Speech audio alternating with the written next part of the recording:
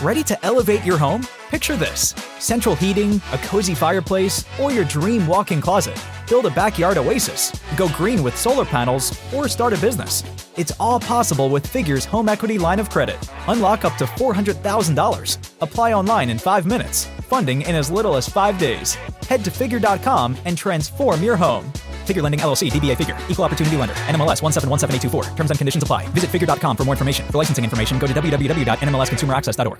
CarMax is putting peace of mind back in car shopping by putting you in the driver's seat to find a ride that's right for you. Because at CarMax, we believe you shouldn't just settle for a car. You should love your car. That's why every car we sell is CarMax certified quality, so you can be sure with upfront pricing that's the same for every customer. So don't settle. Find love at first drive and start shopping now at CarMax.com. CarMax, the way car buying should be. Edit audio. Hello again, friends. We are glad that you've joined us for another episode of Well Adjusting. Woo! I'm super excited today to have Hannah on the podcast. Hannah is plugging along in college. She's doing great in classes and extracurriculars, but she keeps finding herself wildly overcommitted, which it's leading to overstress. Now, I'm pretty sure that overstress is not an actual psychological term, but I don't know, maybe it should be. Anyway, we're going to get into all that stuff that's underneath Hannah's need to say yes to every opportunity, like all the opportunities. Could it be as simple as FOMO? Maybe, but you'll have to keep listening to find out. So let's get into it. Hello, everyone. I'm Robin Hopkins, and this is Well Adjusting, where I talk to people about life stuff, but not in an NPR way. It's more like we're at the bar, having cocktails, getting into your business sort of way. It's giving drunk NPR. Oh, and producer Steph is here too. Hello. Today we chat, well, when you're an overworker and overcommitter. My name's Hannah. I'm a sophomore. I'm studying writing and rhetoric with a minor in communications. So today I'm here to talk to Robin about... And Steph, of course. Can't forget Steph. I'm here to talk to Robin and Steph about some balance issues that I've been having in my life. You know, I started a new job this semester, and throughout the course of the semester, I've been feeling a lot of being pulled apart a bit. There have been weeks where I've had a great rhythm and a great balance, and I've been hitting the routine and really getting into it. But some weeks I just kind of fall off the bike, and that back and forth has been kind of rough to navigate. Well, welcome to the falling off the bike club. You're at the right place, right? I love that. So, can we talk a little bit about your experience in school leading up to this? Have you always felt sort of overwhelmed? Is this new? Tell us a little bit about, you as a student or you as your coping mechanisms. So, in terms of me as a student, last year, coming in as a freshman, I was so proud of myself. I finished the spring with a 4.0, which was Atta girl. Yeah. So I was super proud of myself. And, in the fall, I was very strict with how I navigated my days, how my weeks were organized, when I went to study and when I went to had free time, and it was all very structured. And that structure continued into the spring, which was really good because I had obviously freshman fall year of college, you're in a new pond. Yeah. You got to kind of tiptoe through it. So you go to events, you kind of see what you like. You make sure you're going to all of your classes.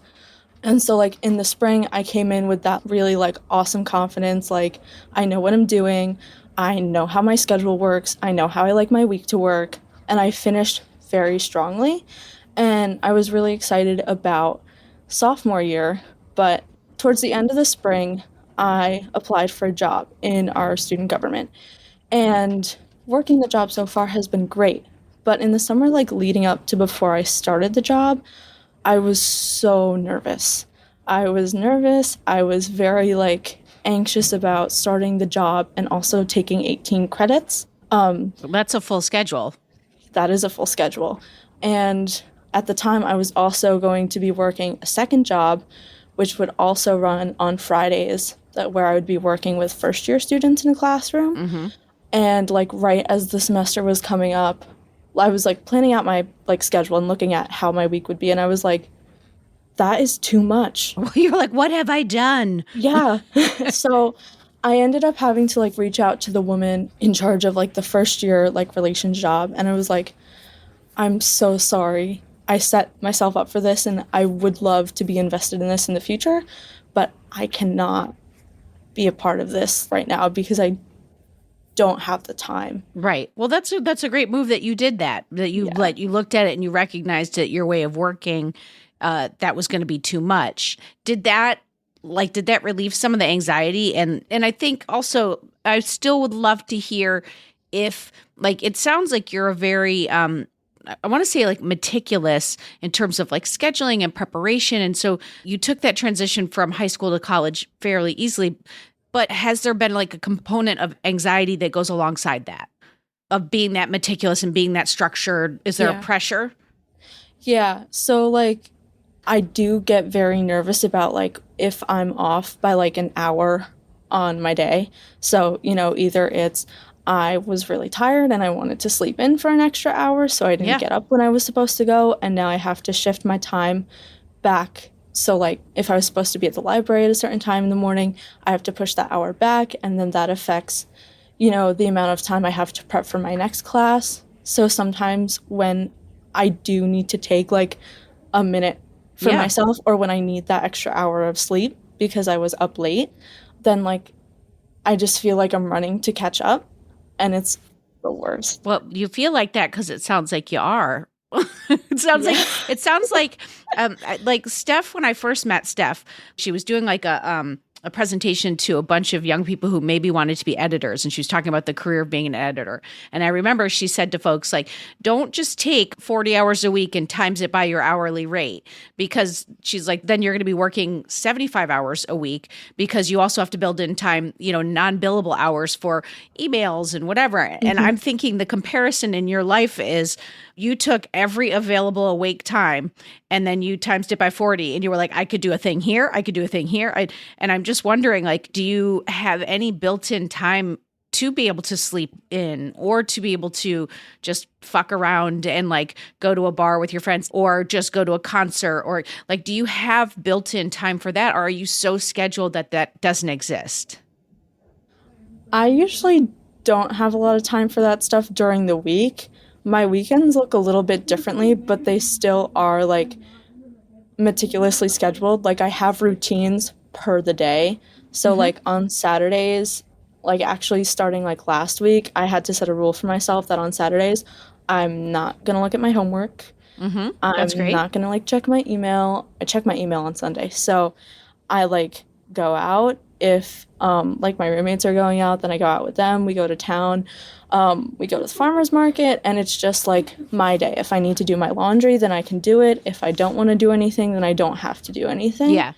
But then like on Sunday, everything also just kind of comes like crashing back at me. You're setting yourself up for a Sunday night exhaustion and panic and, you know, because it's like it feels very all or nothing. Do you know what I mean? Like, yeah, and by the way, I am a meticulous scheduler as well. But in that, I will schedule a lunch hour where I go fuck off and watch TV while I'm jamming some kind of a frozen lean cuisine in my mouth. You know, it's like, if you are a scheduler, play to your strengths and schedule some downtime during the week, because I don't think it's almost like that diet where you go, all right, I'm going to be really great for 6 days. And then on that 7th day, woo, like one of two things generally happens. On that 7th day, you eat your face off so badly that moves the 7th day, then moves into the first day of the next week. Or it just sets up this very unhealthy rhythm. I have 2 questions. First question, how did you get into this scheduling of your life? Like, is it a tool that you're using because of something else? Like, for example, I, have a friend that has really bad ADHD in combination with like a anxiety disorder. And for them, scheduling out their day is the only way that they feel like they can manage both of those things. So is this like a tool that you've learned to help with something, or is it mostly fueled by like an anxiety of not having enough time? Good question. That is a really good question. So my planning strategy kind of started in high school when they taught us how to use planners.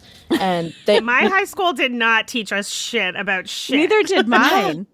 Really? Neither did mine. Even in elementary school, I think is when I remember earliest, they'd give us like big planners. You had to write out what you had to do. You had to go get your planner signed. So as I kind of like grew up with that tool, it really came to like really help me in high school. And then coming into college, I was still using my planner, but if I was walking, I couldn't just like pull my planner out of my bag and look at it. So I started using my phone and the like calendar app feature on that, because then, you know, if I was worried about like, okay, wait, is my class at like 1:20 or is that 1 o'clock? Like, do I have time to go do something, or do I just need to go get ready for the next thing? It was just there and available for me to pull it out. So I just kind of meshed the two together. So now I use like my phone for, it's like in high school when they would like print out your schedule, that's like what my phone is. And my planner is like, you have a paper due on Friday, you have a draft due Wednesday, and it's like that list of assignments. So you have multiple planners. It sounds like your planner is your to-do list, and your Yeah. phone is your blocks of time calendar. Yeah. Yeah, that's like a really accurate synopsis of them. And my second question is, so you said on Saturdays is sort of like your day where you're like, I'm not doing this shit. Like, I'm not looking at email or whatever it is. When you're having your Saturdays, do you feel good, or are you feeling like guilty or anxious or like an impending doom? It's a little bit of both, because like when I get up in the morning and I'm like, okay, cool, it's Saturday, it's great. But then as I like get more awake and I'm like, what do I have to do today? I'm like, I don't have to do anything. And it's like, great. But then, you know, another part of me is like, I need to do something. Yeah. Yeah. You cleaned your dorm earlier this week, but I guess you can clean it again just because. It's just like that like nervous feeling of like either you're not doing anything to be productive or you're missing something that you could be doing. Well, so that's what's, I think, so interesting. Like, on the surface, you're doing well with grades, you're fitting everything in. I mean, you're taking an extra class each semester, you have work that you're doing outside of it. I mean, you have an incredibly full schedule. And it's like, on the surface, I'm like, why am I telling you to make any changes? And you're like, this system works for me. So it's like, I'm hesitant. I don't want to be like, you know, tear that shit up, because I do think it works for you. But I also think, though, that especially like with Steph's question about Saturdays and what I'm saying about there not being balance in it, meaning like you might be so depleted that instead of Saturday being an enjoyment day, it's a like just putting enough food or energy back into you to make it through the next marathon. But the reason that I'm wanting to say something is because you are the one who's saying, I have anxiety because of this. So I think it's like baby with the bathwater. Like, let's not throw out the whole thing, but like, let's make some adjustments. I would say, could you add in like 1 hour a day? Like, I know Steph sometimes forces herself to schedule lunch because otherwise she doesn't take care of herself. So like, could you put in 1 hour a day? Like, I'm blowing up Steph's spot about all her lack of self-care. I'm like, I'm doing it perfect over here.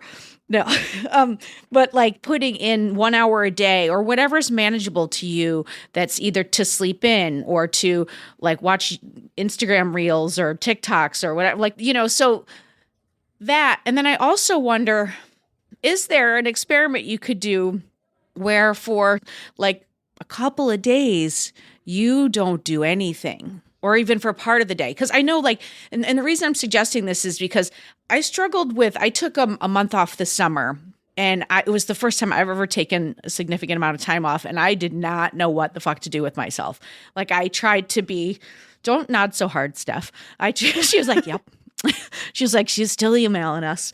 I tried to do this thing where I was like, all right, I'm going to work on my future casting work, the stuff that excites me. I'm going to do it from 9 to noon. And that just like did not work, because when I started, then every day felt like I was still a working day. And then I was like, I felt bad if I started later than 9. And it just, every control-y thing in me like came up. And I really quickly was like, I've got to change this. I have to approach this differently. And then I started doing on and off days, you know, just to try to to balance it out. But so I just want to see you experimenting with things, whether it's like taking a whole day off, see if that also works for you, or whether it's to a half day, all of winter break, like I'll do one thing a day that's work related, and then the rest of the time I'm going to have for Hannah. Like, I don't know, but like, how does that sound to you about experimenting with it a little bit? Honestly, my initial thought when you were like, oh, I took a month off, and I was like, if I took a month off of anything, I would be like riddled with like nerves. Yeah. But I think it's also like very timely, and I think it could be something like very possible for me to try out, because we do have like winter break coming up, which coincidentally is a month long. So to parallel like your month off journey, I think it would be like really interesting to kind of see, just because I know that even when I was home, I was working. I was working at home. I was out of the house for most of the time and running around to see relatives. So even though I was home and I was supposed to be having like downtime, it still very much wasn't downtime. It was just like it was overscheduled time, even though it was, now I got to go see it. Because it sounds like as soon as you have free time, you're like, well, I better clean. I better do all the things that I haven't gotten to. And I just, like, is this a family trait? I honestly kind of think it is. My parents kind of like scheduled themselves differently, but I know that when I was young, there was always like something going on or something that we had to do, whether it was like, we're going to go see your cousin, or even if it was, well, like, we need to go split wood for the furnace. So like there was always kind of something going on. And if it wasn't like a chore, then it was also just homework. Yeah. Homework, school project, something. Well, that's what's coming to me, is it doesn't feel like there's choice in what you're doing. You know, it's like we met Hannah through another podcast I host called Dear Headspace, and you had written in about the practice and how you could, you know, use mindfulness. And I think there's a combination of the mindfulness stuff and then actually just stuff you've got to implement. So it's like, I still stand by what all the teachers said to you in that question, which is, you know, to work on your meditation practice and try to build it in. Because I do think that's helpful too for the anxiety and for like bringing things down, or talking to somebody for that too. But it's the thing that keeps coming up for me is like, it just feels like there's no choice. Like you must plan. If you don't plan, there's anxiety. And listen, I struggle with this, as does Steph, very much. And sometimes I'm white knuckling it through, and I'm like, I'm just looking for the moments of being like, okay, I'm anxious. And like, it'll come up for me around like my to-do list. And I'll be like, oh my God, at like 3 a.m, I'll start cycling. And then I recently started having a really specific talk with myself where I would say, okay, Robin, is there ever a day where you didn't get the stuff done? And then I'm like, no, like I always get it done. So this is just wasted energy. And sometimes that catching myself helps me take some deep breaths and then just go, okay, I'm going to go back to sleep now. And then I'll wake up and I'll do one task at a time, just one.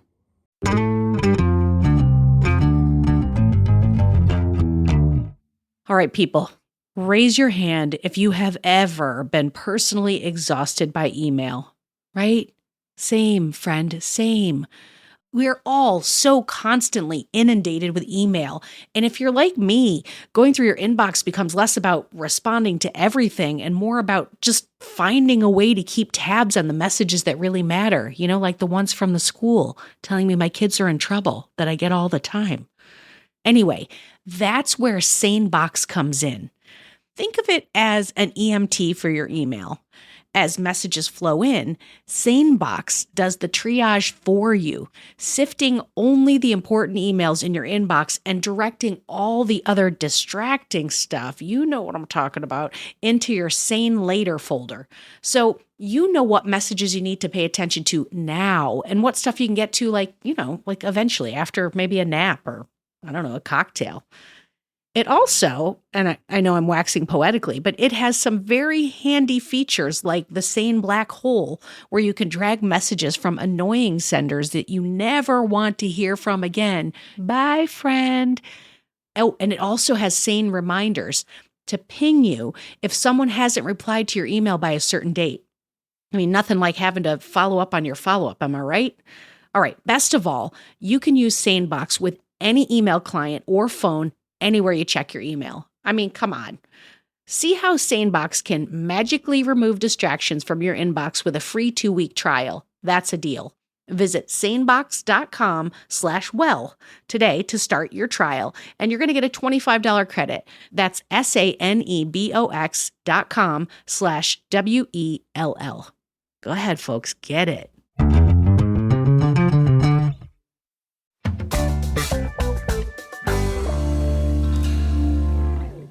Hey, friends. I wanted to tell you about a podcast that I think you are going to like.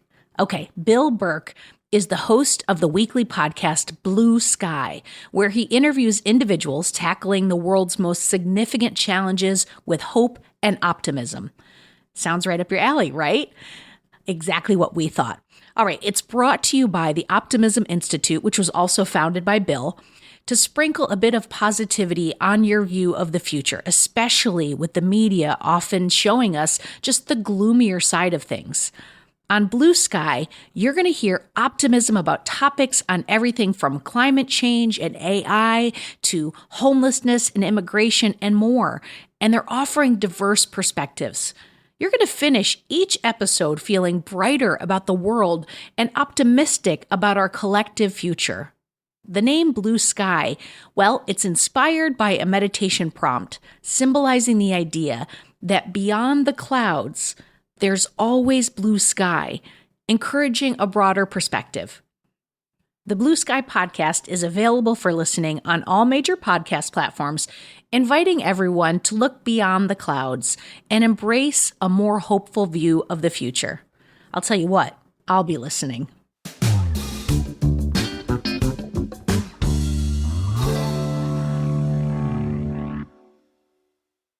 There's something magical about unboxing.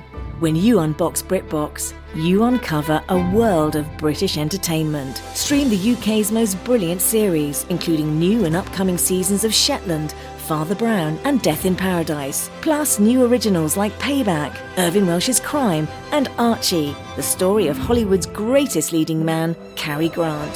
Unbox BritBox and escape to the best of British TV. Stream with a free trial at BritBox.com.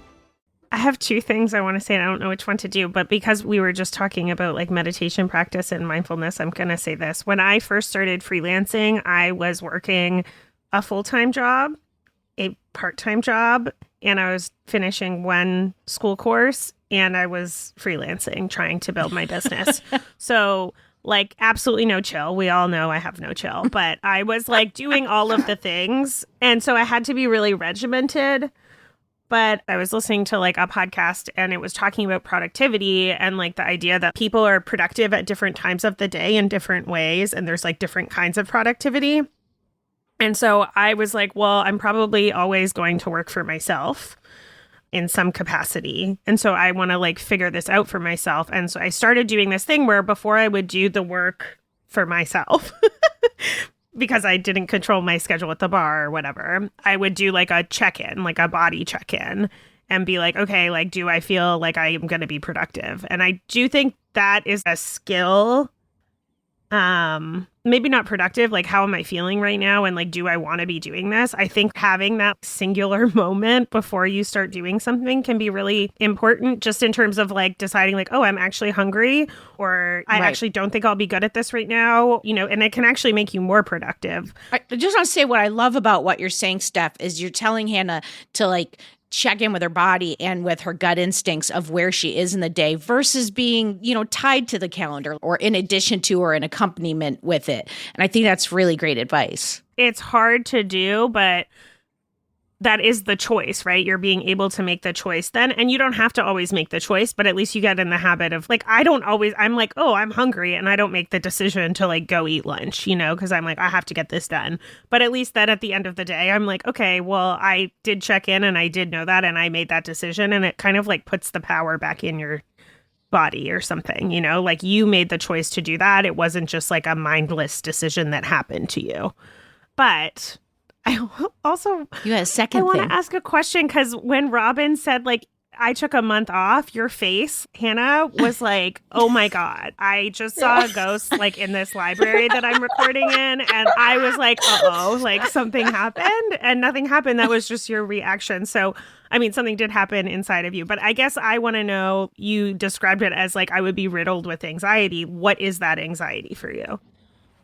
I think for me, it's the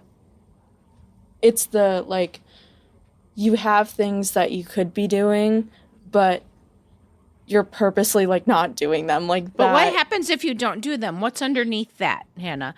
Failure. Straight up. Yeah. Or it's just the feeling of like, oh, I could have done this then to make myself less stressed now. So you add a healthy dose of punishing yourself on top of it. Atta girl. 100%. 100%. It's like the icing on the cake. Yeah. It's there's just such a natural pairing. Yeah. But the failure, like, is it relating to school and work? Like failure that like I'm not going to have the career, or what is that for you? For me, like, as it's like sitting with me right now, it's like most directly tied to school. Winter break is coming up, and you know, like, everyone expects me to, well, like, by everyone I kind of mean like partially my family and like partially myself, is like I have a job on campus, but you know, everyone's like, go look for the internship, go look for this, like, go get the experience. And the thought of not like actively working towards that, or not working on like a project that I have, just seems like I'd be letting myself down, I'd be letting like everyone down, and I wouldn't be setting myself up for like this great future success that everyone wants. Like coming out of college. Everyone wants for you, or everyone wants in general? I guess both. Because like everyone, I think, especially like some of the like students and like friends that I have in college, everyone wants coming out of college. They want that like great career. They want to feel secure in what they're doing, and they want to feel like they haven't failed, or that they want to know that they have a purpose. But you know what's interesting though is you've collapsed two things, right? There's the disappointment of like you may be disappointed in yourself or your family, or like maybe societal disappointment.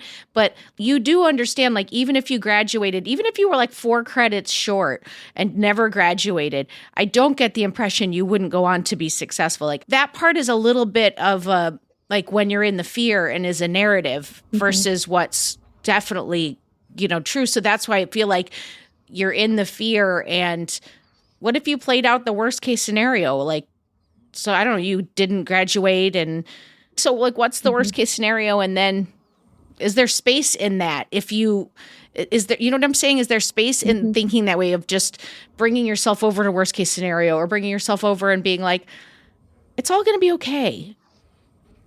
Not gonna lie, I haven't touched worst case scenario thinking because I don't like it. Don't do it. Don't do it if it's bad for you. I don't want you to do anything that would traumatize you. No, but I think it raises like a really good question, because I mean, like, the scenario that I always run back to is like I graduate and then like I don't have something like secure, or I'm not like secured after graduation, which I know is like a very common thing, because you know, you're coming out of college, you have like student loans to pay off, and you need to find like somewhere to live, and like there's so much insecurity that like just thinking about it makes my stomach rumble with nervousness. I used to get so mad because my parents would say this thing to me, like, some of the most successful people I know still don't know what they want to do when they're older.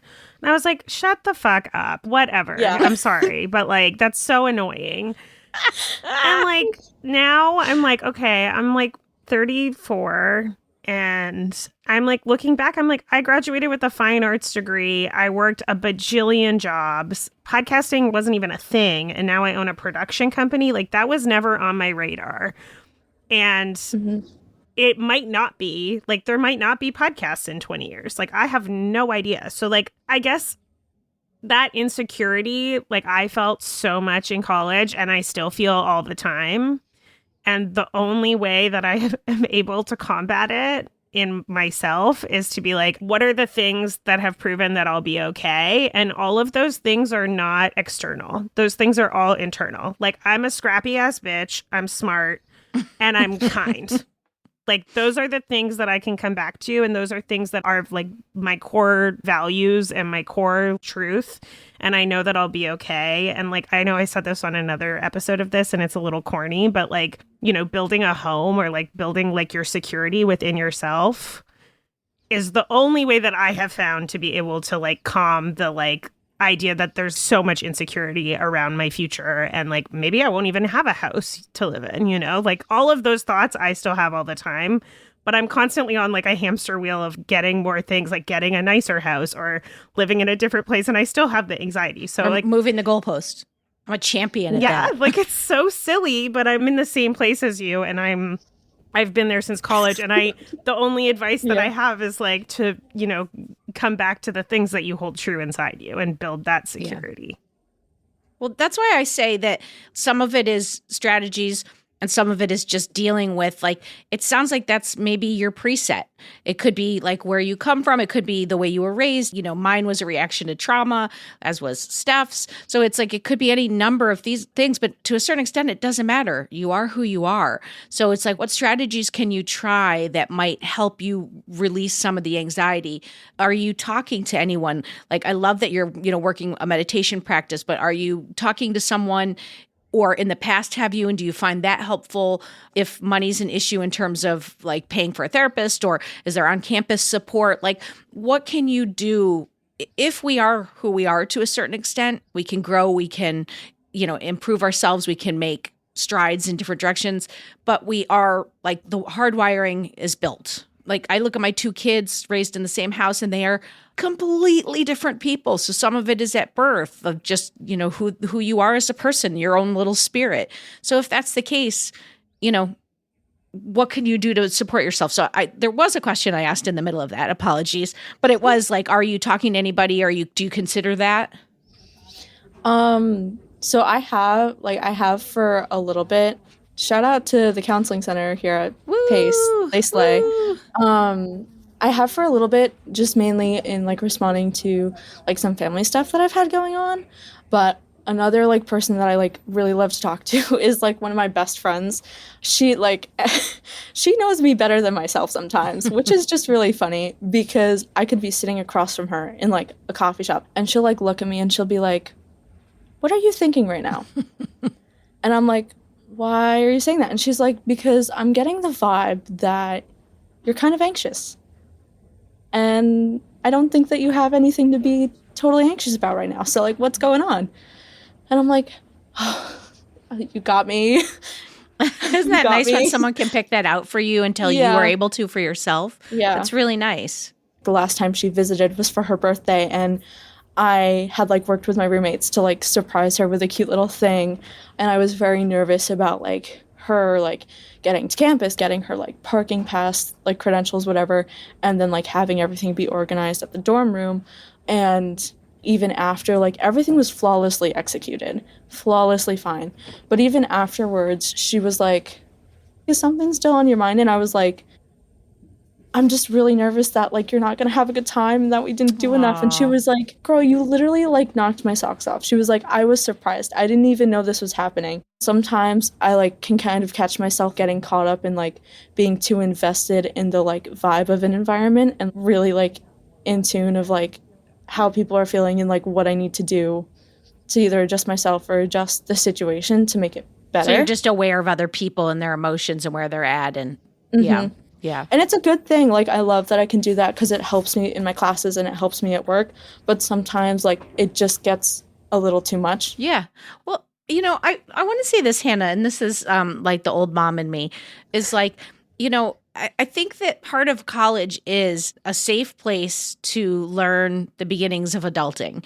And you're still tethered to your parents or your guardians in some way, and you are figuring out who you are and what you want to be in the world. And I think you should go easy on yourself because I think that you are already, I'm going to say about 27 million times more aware than I was last year. So, you know, at your age to already understand like how you work well, you know, that your anxiety is present, when it's present, what it looks like, and learning how to communicate with your family and setting boundaries. Those are all just lifelong skills that you need and that you already have a jump on probably most of your classmates. So I think you should be kind to yourself and gentle with yourself. And then I would approach this like exploration. There's nothing wrong. You are exactly where you are supposed to be, and you're doing great. So like maybe if it's possible to take some of the weight of it, I need to fix this, and approach it like, okay, well, this is a thing that's going to probably be with me for a bit, and let's see what we can do about it. I don't know if that opens anything for you, but we talk regularly about like lifelong issues we have. Like I just keep thinking of the parallel of the way you're approaching this, of the fear and my fear around money. And it's because I was like, we didn't have money, and I saw my mom break down about money all the time. And then it left me in this place of like, I will never have enough money. I will never be secure enough. And all I can do now is just catch myself when that comes up and make an adjustment and go, I'm safe. I got plenty of money. I'm not 12-year-old Robin. And so just continuing to like give yourself space to learn yourself. Yeah. I love that you like identified the thing that was so lovely about your best friend was that they could call out when you were anxious. And that's a similar thing as like, just like checking in with yourself and being like, okay, how am I feeling right now? Like it's nice when your friend gets to do it, but it's even more nice when you can do it for yourself. Yeah. Mm-hmm. I wonder if journaling would help you. Do you do any journaling? I know that helps me identify anxiety. Writing it helps a lot. I do try to fill up like a notebook a month, and I like to think that I have two different kind of writing practices. I have like my journal where like I carry it with me in case something comes up and I'm like, I just need to write this down because I think I might forget it, or it's just bothering me and I need to give it like a space that's outside of inside of me. And then I have like a more kind of like creative practice where, this week, specifically today, like yesterday and today, I like challenged myself because I've been beating myself up a little bit about the lack of time that I spend actually writing creatively and like working on stuff that I like, because I had like a really good like habit and practice of like sitting down for like a half hour and just kind of going for it or like working on something. But I fell out of that in the last month, like 2 months or so, because everything like picked up and I just felt like I was in like a little bit of panic with like getting all of my work done and everything. So I tried to bring that back today and it felt really nice. And then I was like, is this really going to last? Am I going to be able to like keep this up? I'm a big fan of that one as well. I'm not consistent. I'm going to fall off the wagon. All those not helpful thoughts. Yeah. I mean, when Robin asked you if you journaled, you said, I have a journal that I try to fill once a month, which is just giving, like, I don't know how to explain this eloquently maybe, but it's like giving yourself like a goal for something that's supposed to be taking away anxiety. Like you're giving yourself the chance to fail at something that is a tool to help you feel good. Yeah. And honestly, I think it's cool that you said that because now I see it. And that makes me realize that I do that. Like, I think I do that with like little things too, even if it's like something small and school related, or even if it's like something that I want to do. Somehow it's like, even if it's just like, oh, I have to catch the shuttle to go to town at 2:15. If I don't catch it, then I'm X, Y, and Z, or then X, Y, and Z is going to happen. Yeah. So it's like everything is like something I can pat myself on the back for, or like won't or beat yourself up for. I want you to approach this in a much more gentle way, and maybe start to consider saying to yourself, look, I'm tired today. I'm going to go gentle today, and have it not be a goal. And all of these things that we're talking about, you're going to start them, you're going to stop them. It's going to work, then you're going to stop for whatever reason. You get out of a habit, then you come back to it. That's the practice, is the starting again. And that's the connection with the mindfulness work too, where like why the Headspace app is such a good, I think tool, because it's like just starting again, but maybe trying to approach it without like, I'm famous for being like, how do you win? Like if it's not a game, like I don't want to be doing it, but like I have to catch myself and be like, I'm just take it easy today, whatever that looks like for me. Mm-hmm. And I fail sometimes, and sometimes I have great, wonderful off days, but it's, it's a practice. Professional welder Shayna Ford used VR training developed by ForgeFX to hone her skills as a welder. The more time that you spend practicing it, that's what separates a good welder from a great welder. VR training can help students like Shayna repeatedly practice specific skills. Virtual reality definitely helps because the more muscle memory that you have, the smoother your weld is. Explore more stories like Shayna's at meta.com/metaverseimpact.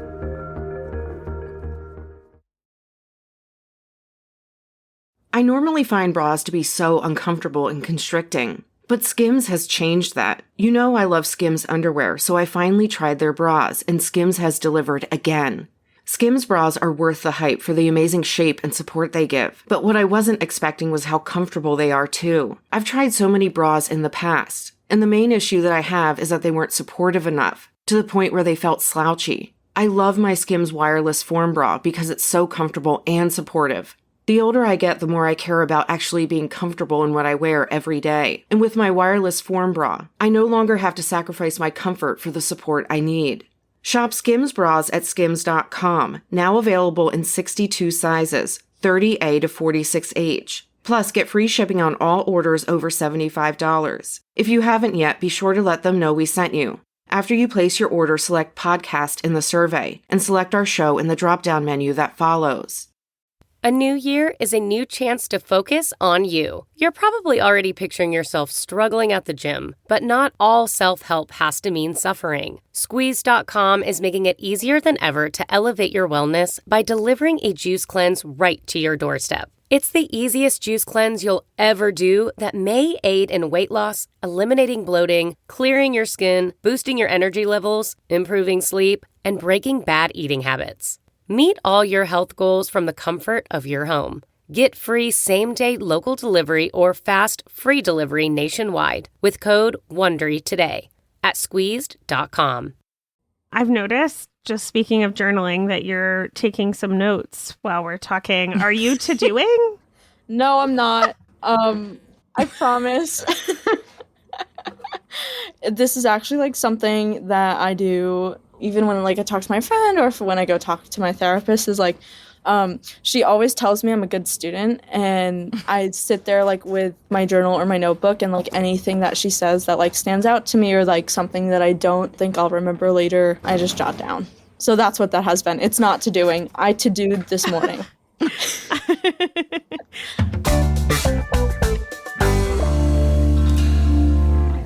I just want to say, like Robin said this earlier, but you are like an extremely thoughtful person in general, especially for your age, even just in like analyzing what you're about to say and like speaking about yourself and reflecting while we're talking in this conversation. It's obvious that you're like doing that work. So I want to first of all say that to you. I don't know if anyone else is saying that to you, but it's like very cool and you're very cool.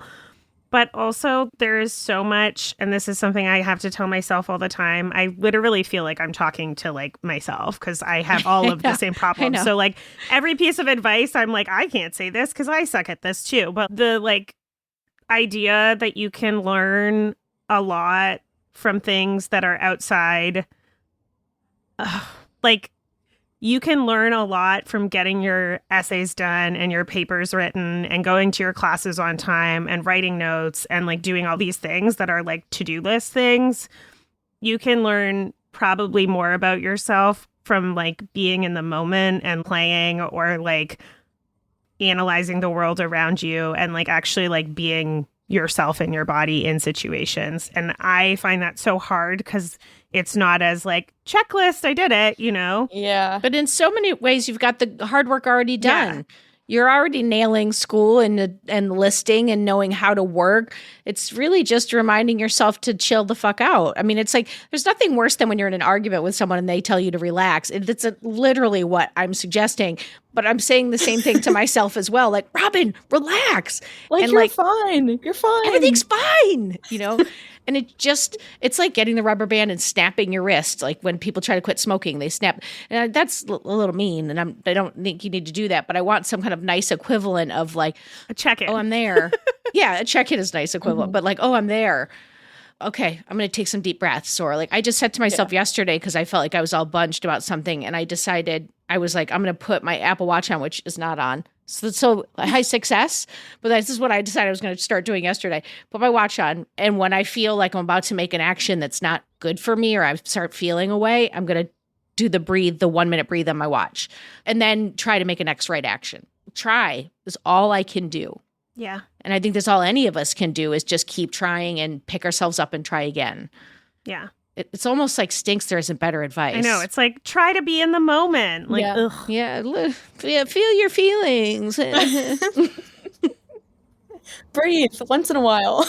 It's all going to go forward. Yeah. It's all going to go forward whether you're anxious or not. So anytime you're able to do a tool that brings you down, you won. And you'll be fine in life because of who you are, not because of what you've done. Yes. Yes. Oh, that's so real. Like, I feel like I could get that tattooed on my forearm. Oh, don't get anything I've ever said tattooed on anything ever. I do want to say that, Robin, at one point you were like, Hannah, you're doing fine. And in my, like, because I feel like I'm like in my own therapy session right now and these are exactly my problems, I was like, oh my God, thanks, Robin. Because we're all I was like, first we're all like, thank you so much for that kind feedback.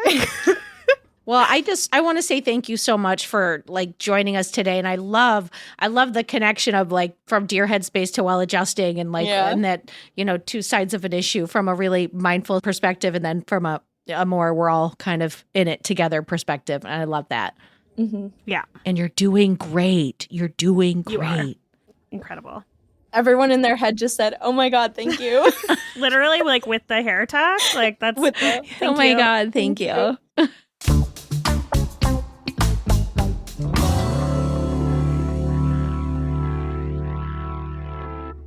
All right, Steph. So obviously this was one of those episodes where you and I were nodding so hard that I have neck pain. So I was thinking that it's time for us to hold ourselves to, I don't know, the same standards that we're asking from our guests. Because I do think sometimes we might skate on the things that we promise during episodes. Oh, I'm outing us. So I wanted to bring in our editor extraordinaire, Maria. Hey. And she is going to host a game to see if we can identify what's like, say, just the right amount of commitment or what's like a Steph Robin, aka wildly overcommitted moment. Do you think we can do this, Steph? I think I can be honest, but I don't know how good I am at giving the right so commitment. Overcommitted. Okay. I love how you're already hedging your bets and we haven't even started. Okay. I want to win though, so. Well, obviously. What's the point of playing if you can't win? Take it away, Maria. Okay, so I think we're going to hopefully start with an easy one. Your sibling just got out of hospital and needs someone to pick up some groceries, but you're in a rush to get dinner plans. Are you going to go get the groceries for them? Yeah, I'm getting the groceries. I'm going to be overcommitted on this. We've got a person in the hospital. You got to get the groceries and you're going to maybe be a few minutes late. Yeah. I'm also going to get the groceries. The only thing I could think of is that my siblings are not in the same city as me. So I may see an opportunity where I went to dinner, but before going to dinner, even though I was late, I like ordered groceries for them that were delivered. Oh, that's the just right amount of commitment. Us trying to pull it off is the wildly Steph and Robin overcommitted. Yeah, I'm like flying to Miami and I'll make dinner still. I feel like we've started high already. Yeah. Let's ramp it up.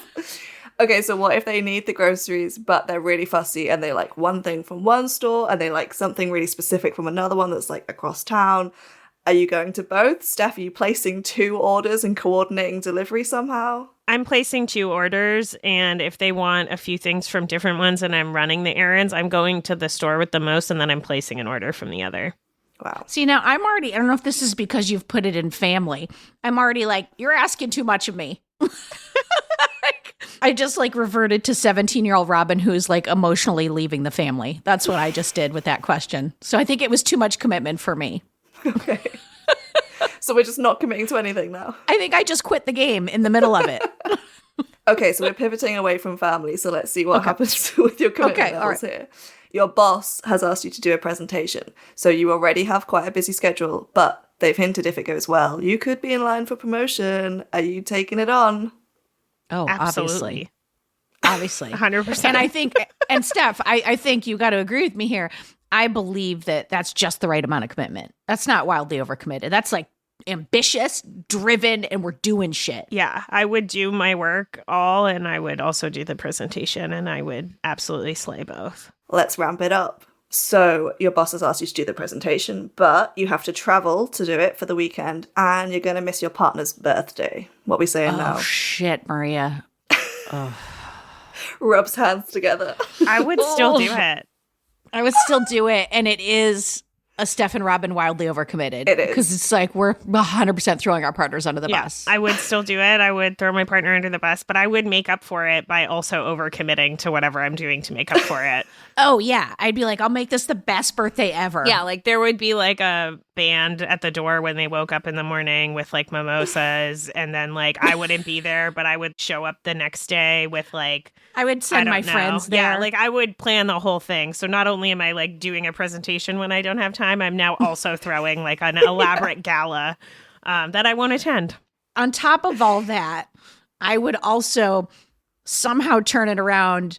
And if Mary didn't make me feel that what I did was okay, I'd probably be like, listen, this is a really big opportunity. Like, why aren't you supporting me? So, I mean, I think I would definitely turn this into like the worst birthday ever. You're the victim. But I mean, it is a big opportunity. It was a big acting job that I in my head.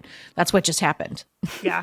I gotta take it. Okay, next one. Your friend wants you to photograph their wedding and get some video if you can and do a speech. What are you saying? I'm saying, don't you pay people for that? Like, it's I'm a good friend. I'm probably still going to do it, but I'm going to be resentful about it. I would do it, but I would try to ask my friend to delegate because I don't think I'm the best photographer or videographer. And honestly, I would, like, if it was a budget thing, I would probably be like, is this a budget thing or do you really want me to do it? Because if it's a budget thing, like, that'll be my wedding gift to you. I'll buy this. Oh, nice. I have to say, I'm really sad right now because I think Steph is going to win the game because all I was thinking was like, what kind of fucking friend would ask me to do this? Am I a guest or am I not a guest at this wedding? So I already know I've lost. I'm like, because I'm resentful already. Robin would do the speech, but only for the acting credentials. She'd be like, I'd be like, film it? I'd be like, do I get full reign for creativity? Can I do whatever I want to do? Because I'd like to do a type 5 in there. It's a full stand-up set, and you like link to your IMDb after. Hey guys, I just want to take a moment to play my sizzle reel. If there's any agents in the off, I'm currently booking and available, especially during my wife's birthday. Okay, so I think I know how this one's going to go, but what happens if your friend wants you to organize their wedding? Oh. Again, I'm going to do it, but I think I'm going to be resentful. Like, I think it's a lot to ask, but I'm probably going to do it. I don't think I would do it. I think that's my limit. That's your limit? I have respect for that. I think I would probably really help them. Like, I would organize. I'd do like the spreadsheeting and like give them options, but I wouldn't actually book anything. I mean, full transparency, I found out about the bachelorette that we're going on, which is in a different country, approximately 3 weeks before we were going on it. And I've still planned the entire trip and also committed to flying to Ireland. So that's my level of commitment. No one asked me to do any of that. I just took it upon myself. I think all we're doing is proving that like Hannah needed to be interviewing us because we are wildly overcommitted. And also that maybe I'm a douchebag, like that I'm just resentful all over the place of how much I do. And I think we're proving that I'm going to lose this game again. And I think this game is now rigged because I lost the last time we played the game with Dr. Money. And now I feel like I'm losing, like I'm like Donald Trump talking about how the system is rigged. Loser. You get offered 2 freelance gigs. I know this is going to hit you too. You get offered 2 freelance gigs, but both full-time for 1 month. You reckon you can probably squeeze them in if you get up early and you go to bed late and basically have no social life, and they'll look really good on your resume. Wildly overcommitted, and I'm doing it. Oh, I'm 100% doing it. Okay, so kudos to Hannah because she turned down that extra gig when she realized that she couldn't do it. Oh my God, all at we're once, giving Hannah advice and we're so much worse than her. Yeah. Okay, last one. Bit of a curveball. You have a full schedule, as per, but your therapist says you need to spend 2 hours a week doing something just for you. Are you committing to carving out that time? Yeah. Yes. Oh, I'm proud of you both.